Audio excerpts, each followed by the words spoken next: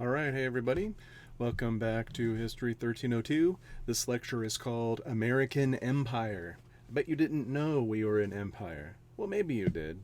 I don't know how, I can't see you, and I can't ask you this directly, but if anyone was born in Puerto Rico or Guam, then you're part of the American Empire. You're an American citizen, but you're not in one of the states. There's a few other places that are in that same kind of situation. So if you move to the United States proper, you can vote and all that, but not while you're back in Puerto Rico or Guam or one of these other places. So we do have territories that haven't become states. Most of the territories we've acquired um, since after the Civil War did not become states. So we're going to look at that, how that works, how that happened, and especially we're going to focus on the Spanish-American War because that's where much of that takes place, and we're going to talk about why much of that takes place. You can barely read it, but on the screen it says the Monroe Doctrine proclaimed in 1823, and we would have talked about the Monroe Doctrine in U.S. History 1301, but real briefly, President Monroe offers a statement which is mostly directed at Russia, but is going to be applied everywhere. That basically says, you can kind of see it on the sign that Uncle Sam's holding there, hands off. And what he meant was hands off the Western Hemisphere. The U.S. will not tolerate any more European expansion into the Western Hemisphere. At the time, everyone just sort of laughed at us. But at the time we're in currently in our class in the 1890s, this has become reality. The U.S. is powerful enough to enforce its will that way. And so we're not going to necessarily get rid of some of these European nations, but we are going to be the ones who mostly determine what goes on in this part of the world. And that strength, if you will, really begins with the Spanish-American War, which happened between April and August of 1898. Now you see a picture of Teddy Roosevelt and some of his Rough Riders, and he referred to this war as the Splendid Little War. It only lasted 3 months, and just basically did not take a whole lot of time for them to manage what they were doing. And it's because Spain basically is what you call a paper tiger. Spain looked pretty powerful, like a tiger would look pretty powerful, but when you poke the paper tiger, you realize it's just made of paper and it's not very powerful at all. So there's a lot of reluctance to go to war with Spain. In fact, William McKinley is our president, and you may recall from a previous lecture, he's a veteran of the Civil War, as pretty much all of our leaders were up to that point. He was reluctant to go to war, thought that war was a last resort, and so he didn't want to. But what is going to happen is eventually will sort of be politically or journalistically maybe, public opinion is going to sort of force his hand, and a number of things are going to take place. So we will go to war in April, on April 21st, 1898, and it'll last just a little while. Roosevelt, in the meantime, is the Assistant Secretary to the Navy while this is getting off the ground. And so he has something to do with the preparations for this war, but then he quits that post and he joins what comes to be known as the Rough Riders, which we'll talk about in a bit. People thought he was crazy, but Roosevelt's belief was if you're a man, a manly thing to do would be to go to war when a war presents itself. So because he was a man, he had to do that, even though he was already in a very powerful position. So he'll end up being a lieutenant colonel and so on. So this war is going to be fought to help the Cubans win their independence. Our government will determine we're not going to go into this war to acquire Cuba and take it over. We're not going to do that. Now, we will acquire some other territories. And then this issue of yellow journalism has to do with the fact that these newspapers are going to go to Cuba and really, really influence public opinion. Now, they're exaggerating some things. They're lying about some things. I'm sure you're all shocked at that. What's really going on is Spain has become almost like a non-entity in Europe. They still technically control a large amount of territory, But in the 1820s, 30s, and 40s, there were many revolutions that happened in South and Central America, South America primarily, but in the area. And some of the Mexico was one, and some of those became independent from Spain. Well, here we are in the 1890s, and Spain is trying to exert itself and exert control and keep itself relevant. Meanwhile, England, of course, is huge. Russia's on the rise. Germany's on the rise. And some other countries. And so Spain's trying to keep hold. And as they're doing that, it's like the tighter they grip, the more of these places are slipping out of their grasp. The more of these places are in rebellion. And at this point in the 1890s, both Cuba and the Philippines are in rebellion. Well, Cuba's in our backyard, right? Cuba's just off the coast of Florida. And so Cuba captures our attention. A lot of people vacation in Cuba, or they used to before this revolution kicked off. We have a lot of businesses that have invested in Cuba. And we'll talk about economics later in this lecture. And so there's a real movement for the U.S. to then get involved in Cuba. McKinley is very reluctant to do that. So what he does instead is he stations the USS Maine down there in Havana in January of 1898 to protect our interests in that war. Basically, if Spain or Cuba does anything that violates that, then we've got this brand new, pretty much state-of-the-art warship sitting there. You can see the top picture. It and the Texas are the two warships that came out of this line. But you can see on the bottom, this ship is destroyed. It exploded a few weeks later, 3 weeks later, on February 15th. And at the time, some believed it was the work of the Spanish, that they had torpedoed the ship in retaliation. Today, almost everyone believes it was an accident. Don't really have the time to explain that, but it was not unheard of for a warship, the way it was constructed, what it had in it, to accidentally explode. And you can see 261 of the 355 crewmen were killed, and essentially a report was done. They blamed Spain. That combined with the yellow journalism, and of course the journalists are going to really play up the Maine's explosion and all these American sailors getting killed and Marines getting killed. And so the phrase came out, "Remember the Maine, to hell with Spain." And that sort of, in part, launches this movement to go help Cuba in their independence. And so we will. So Congress will go ahead and do that, and we'll start taking volunteers. And that's when Roosevelt steps down from his position as Assistant Secretary of the Navy, and he joins the Rough Riders. So I'm going to talk about that first, then we'll come back to the Philippines. So Roosevelt joins the Rough Riders as a lieutenant colonel. They go and they train as a kind of a cavalry unit. So we have the regular army, and then we have this voluntary cavalry unit that's created. And Roosevelt, again, believing that this is what men should do, applies for it and is given the lieutenant colonelship. Leonard Wood, or Colonel Leonard Wood, rather, will be the colonel. And some of you may have had the luck to be stationed at Fort Leonard Wood. He's an Indian War hero, and then he'll be raised to general during this particular war.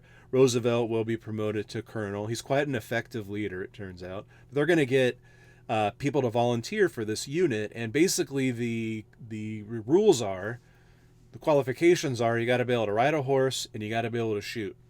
And so he got a lot of like cowboys and Indians from the Southwest, but he also got a lot of Ivy League guys who could ride and shoot. You know, they played polo, they hunted, and he himself is a Harvard guy, and so he knows a lot of these guys. A lot of people are volunteering because he's there. But you got this kind of weird mix of people. They're going to train. They're going to end up hightailing it to Florida to try to get there first. Again, Roosevelt believes you've got to be part of the war. So they get on the ships. Most of their horses die, and they end up fighting this war from their feet mostly. And so this is kind of one of the first modern wars. We're going to have machine guns, very early models of machine guns. The Spanish have very modern Mauser weapons and smokeless powder in their artillery. We are still using some pretty lousy rifle models and black powder in our artillery, we got Gatling guns, we have some new machine guns, but in the end, it's morale. We have high morale. The Spanish don't. Again, the Spanish are a paper tiger. They're just not able to stand up to the power of the U.S. Our Navy is going to totally destroy 2 Spanish fleets, one in the Philippines and one in Cuba, and basically we're going to lose 1 man and we're going to annihilate 2 of their fleets. And at that point, the war then sort of focuses in Cuba. And so Roosevelt, and again a lot of other people, of course, will be involved in that. He's the superhero, the superstar that comes out of this war, and you can see the picture of him here with his guys, and they will just push the Spanish right on out with the help of the Cubans, of course. And at the end of that, Spain basically, we go to a treaty meeting in Paris, and we'll talk about the end of that in a minute. So it's why it only lasts for a few months. Now, as far as the Philippines go, it's on the other side of the world, but the Philippines also controlled by Spain, also in rebellion, and we also had a fleet out there. And one of the things Roosevelt did before he quit was order that fleet to deal with that Spanish fleet if something were to happen. And of course, we did go to war. So when we go to the Philippines, we're actually going to help, and the leader is Emilio Aguinaldo. We're going to help the Filipinos remove Spanish troops from the Philippines, and we will be successful. We will invade the Philippines, and we will get rid of Spain there too. And so again, I'm not going to spend a ton of time on this war, but it's an important war in the sense that it sort of highlights America's power and America's willingness to then intervene in some of these little countries and try to help as best as possible. So that only lasted a few months. So what you see here is a map of American acquisitions between 1857 and 1904. You actually see the Virgin Islands there in 1917. So I don't know what happened to that title. But most of the things are going to happen around this 1898 mark. Now, some of the things, as we're going to look at in a minute, come before that, but just look at the extent. So the end of the last lecture, you saw the kind of the eagle, the bird there, that was stretched out from Puerto Rico all the way to the Philippines, and it kind of looked like a vulture. Again, that was a political cartoon. People had a lot of fun with those to kind of point out that maybe the U.S. wasn't being entirely altruistic in this, which of course we weren't. There's definite other concerns. We'd be foolish to think otherwise. Economic concerns, national security concerns, those things play into those times that we intervene like this. But you can see we picked up a bunch of little islands there. Of course, Alaska up there. So just kind of keep this map in your head. You can go back to it if you want to review it. But just some of the major ones. I'm not going to talk about all of them, but some of the major ones. Alaska was purchased from Russia in 1867 by Secretary of State Seward. It was called Seward's Folly. People thought he was an idiot. And he paid way too much money, something like $7 million. And if you don't remember, Seward was also attacked the same time that Lincoln was, but Seward was in his bed, and he had been injured in a buggy accident, and this man stabbed him a whole bunch of times, but because of the cast and everything he was wearing, he didn't die. He survived and remained our Secretary of State. So he purchased Alaska. Of course, he didn't know there was gold in Alaska. We're going to find gold in the 1890s. There's oil in Alaska. Of course, he was looking at the fishing, but primarily he was looking at removing a foreign power from North America. And so by buying Alaska, we pushed Russia out. So this had been a point of contention since before the Monroe Doctrine in 1823. Remember, that's what Monroe was talking about primarily, was this issue with Russia. So it's been going on now for years. Well, we also annexed Midway Islands in 1867. We discovered them in the 1850s, and we just kind of kept it. And of course, we fought a huge battle there during World War II. Great movie came out last year called Midway. If you get a chance, check it out. It happened in 1942, June, I think, of 1942 of World War II. Big battle that kind of turned the tide. So that's probably why you've heard that. Otherwise, I don't even think anyone actually lives there anymore. We annexed Hawaii officially around 1898, about 5 years after Luluakalani, who was their queen. They had a kind of constitution. She attempted to take total control of the nation and get rid of the Americans. So our dealings with Hawaii go way back. In the 1840s, we sent missionaries there. Some of those missionaries stayed, and their children started buying property and growing crops. And I think in the 1870s, we signed a treaty with the Hawaiian government that Hawaii could sell their crops to America and not have to pay tariffs, which are taxes on foreign goods. And in return, they gave us permission to build a base, which would become Pearl Harbor. And we'll talk about why we're getting military bases in a minute. But when the Kalani tried to kind of take things over, basically representatives said, no, we're not going to let that happen. And the U.S. government annexed it in 1898, 1899. So, and then, of course, eventually Hawaii and Alaska became states, the final two of our 50 states. We also, of course, after the war, got Guam, Puerto Rico, and the Philippines officially ceded to us by Spain in the Treaty of Paris. So they lost. Even though the war really was only fought in Cuba and in the Philippines and maybe a couple other tiny places, Spain gave that all to us, and we paid them $20 million in return for beating them up. That's how it works in the modern world. So that's how we get official control over Guam, Puerto Rico, the Philippines. Cuba was also included in that, but only on a temporary basis. And remember, we had said at the beginning, we're not going to keep Cuba. You know, in hindsight, maybe we should have, and we wouldn't have had all that issue with Cuba and communism that we are going to talk about later on in this class, much later. So what happens? Cuba is given their independence. They will have a constitutional convention. They will draw up a constitution that's pretty similar to ours, which is good. They'll do some democratic things. Now, one of the things we're going to do is insist that they insert this Platt Amendment in there.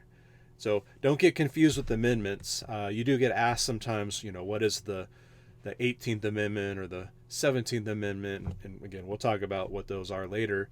But if you see a question on your exam about an amendment and it's called the Platt Amendment, it's not an American amendment. It's a Cuban amendment. So ours are numbered. But what the Platt Amendment does is essentially three things. It gives us a military base, so Guantanamo Bay, which we still own. It gives us that. It gives us permission to intervene if we think things are going bad in Cuba. In other words, we could invade. We have permission to invade Cuba if we think things are going bad. And Cuba agrees to not make treaties basically without our consent, right? And so we're kind of big brothering, Cuba here, officially in their government. And that doesn't make all Cubans happy, but it does offer Cuba a certain measure of protection too. Now, we're going to sort of do the same thing unofficially with most of the rest of South and Central America too, as we'll see in a minute. Now, unfortunately, the Philippines are not going to be given their independence. There's a lot going on here. I think part of it's racist. Part of it is the reality that we thought if we give because the Philippines are so far away, and they're so close to China and Japan, if we give them their independence, then someone else is just going to take it away. So we elect to stay there, and the Filipinos take exception to that. So Emilio Aguinaldo, the man who was leading the Philippine resistance to Spain, who we helped, then starts a war with the United States between 1899 and 1902. And it's a pretty ugly, devastating war. Lots of people get killed. Of course, starvation and disease, kind of the usual things. About 5,000 American troops get killed. Probably 8,000 or 10,000 Filipino troops. But again, a lot of other people because of the disease and the famines and things that happen. It's a really ugly war. I usually say, kind of think about everything bad you know about Vietnam and multiply it by 100. That's how bad the Philippines were. It was arson and terrorism and guerrilla warfare on both sides. Torture, I mean, all this stuff. A lot of the reasons we have these rules of engagement and behavior expectations when we're in country is from some of the nonsense that went on in the Philippines. So it was really bad. It also was bad from the standpoint that Americans are like, why are we having a war in the Philippines? I thought we were liberating people, and yet we're not liberating these people. So there's kind of a mixed message here being sent as we're intervening some places and we're giving people independence, we're keeping other places, we're fighting a war in other places. It's pretty ugly. And so these are our major gains. Again, you saw on the map that there are a lot of other little islands and things that we're going to get. Almost all of those are going to be used for some kind of a military base or a naval base. And it doesn't have to be military. It could be related to commerce, because in order to get to Asia, you got to stop and refuel along the way. So bases become important. And one of the reasons why we're picking up all these military bases is because this Navy captain named Alfred Mahon wrote a book called The Influence of Sea Power Upon History, 1660 to 1783. And he basically makes the case that all powerful nations and empires have had navies. And in some cases, he goes back much further than that and kind of points out. But he takes the British Empire, for example, and kind of notes how they were very powerful. And then if America's going to be very powerful, we too must acquire naval bases. We must build a large modern navy and acquire bases to utilize that navy and to protect the United States. If we have navy bases out away from the United States, that gives us some measure of protection. And so why we're picking up some of these territories has to do with trade, again, commerce, and having these naval bases, and of course having to protect our trade and commerce with the U.S. Navy, which it still is out there doing, and then also about national security. And in that, he also talks about building a canal somewhere in Central America. Now, you all know that later we're going to build the Panama Canal. We'll talk about that in our next lecture. But he suggests that we build one. It's a military thing. We have a unique problem in America. We have a coast in the Atlantic and a coast in the Pacific, and to get from one to the other, you have to sail all the way around South America. It's a long, somewhat dangerous trip. It costs a lot in fuel and the whole bit. And if there were to be some kind of conflict, we would have a real problem rotating fleets back and forth. And so he suggests that we somehow build a canal. And when he wrote the book, I think in 1890, we didn't quite have the technology to do it, but we're going to get close. And of course, him writing that book is going to influence a lot of the leadership of our country. So Teddy Roosevelt, who will be our next president, of course, William McKinley is assassinated, so Roosevelt becomes our president. He read that book. A lot of these senators and people read that book. And so shouldn't be surprising that this book had huge influence on our leadership during this period of time, and they're going to do a lot of the things that Mahon suggested we do. So we will acquire a bunch of Navy bases, and we will build a canal ultimately in Panama. So I want to talk about diplomacy and this idea of American imperialism. So again, Alaska and Hawaii are going to eventually become states. I don't know what all the reasoning is or logic is why those did and others didn't or haven't yet. It's still on the table. It's still possible that we could add states, though we haven't done it since, 1959? But it's always possible. Puerto Rico kind of goes through this up and down process, I know, where they talk about it anyway. So we have different kinds of diplomacy that are brought up during this period of time. One is military diplomacy. That one's easy to understand. That is control through military force. So we control Puerto Rico. We control the Philippines. We control, all these islands. We control Guam and so on. Of course, we control our own borders. That's military diplomacy. The challenge with that is, as we find out, one, it's super expensive, right? Putting troops anywhere costs money. And two, especially in the case of the Philippines, it's entirely unpopular. So if the people are rebelling and there's a war, that obviously makes things very difficult for us to stomach personally. So military diplomacy might be useful and important sometimes, but it's not always desirable, and it's often a very short-term solution. And so in most of those places, they're going to turn to civilian governments as soon as they can. And even in the Philippines, that'll happen after 1902. Well, they'll capture Emilio Aguinaldo. Most of the resistance will end. And until, again, after World War II, the Philippines will be a territory of the United States. It's interesting that Roosevelt says we need to get rid of the Philippines. They're an Achilles heel. And if you know the Greek mythology of Achilles, his mother dipped him into the magical river Styx, but she held on to his heel. And so he was invulnerable except on his heel. And he gets killed, of course, by getting shot in the heel by an arrow, which is weird, but that's how those myths work. And so he's saying, America, we just can't protect it. It's too far away. And how right he was. In World War II, the Japanese invaded the Philippines, and there was really nothing we could do about it. We had to pull out or lose a lot of assets and lose General MacArthur and so on. So that's not always the way to go. So they're going to kind of turn during this period of time that we're calling American imperialism to what's called dollar diplomacy. And that is where you control through economics. You invest money in places and you control it that way. So you may have heard of the store Banana Republic, all right? And that's a clothing store, and it's kind of fancy if you can find one these days. When I was young and Banana Republic came out, they sold like flip-flops, Hawaiian shirts, and those khaki cargo pants and stuff like that. Because the term Banana Republic comes from these little countries in Central South America, the Caribbean, and it's all about economic control. So the Banana Republic term comes from this. Let's just imagine a scenario. I'm sort of making this up. And it doesn't have to be bananas, but it could be gas or oil or coffee. It doesn't really matter. But the term Banana Republic is what stuck. So imagine a company called the United Fruit Company going to a little country like Guatemala, way down there south of Mexico, and saying, hey, we want to grow bananas here and sell them to the United States. There's a huge appetite for bananas. And what we'll do is we'll lease all this territory land, right? We'll lease it from the government.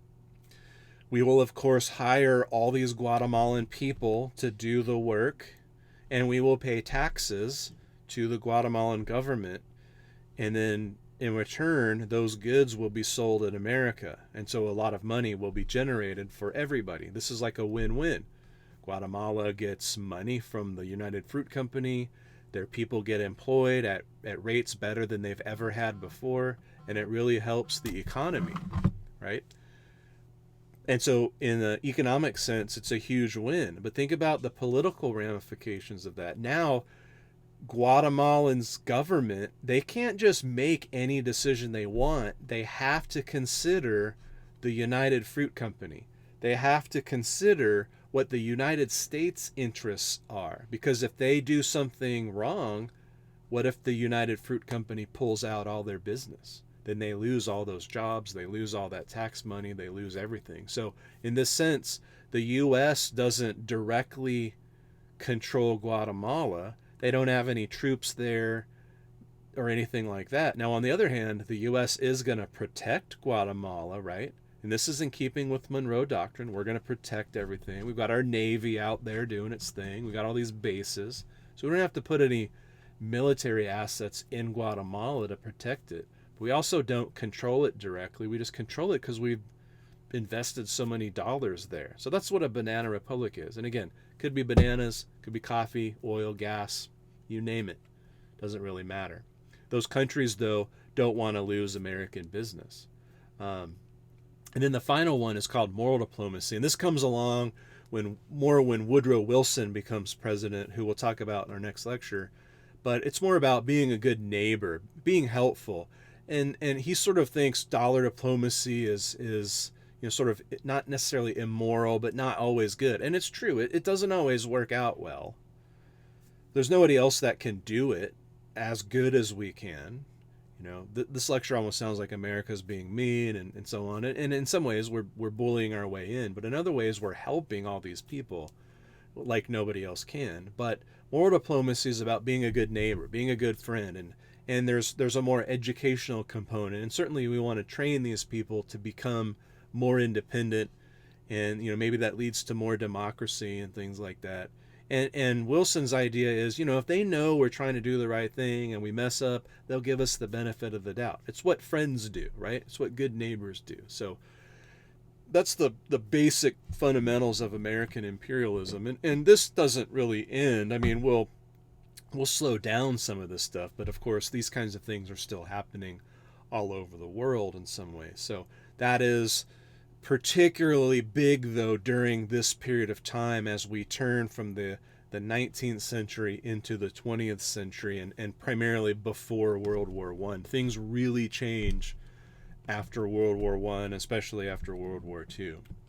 So our next lecture is called Bully, and that's Theodore Roosevelt there as president, and that's one of his favorite sayings. We're going to talk about the next three presidents. We had a long list of lackluster presidents in a couple lectures ago, but this is going to be about Theodore Roosevelt, William Taft, and Woodrow Wilson, the progressive presidents. They want to fix things, and so that's going to be the focus of that lecture. Have a good one.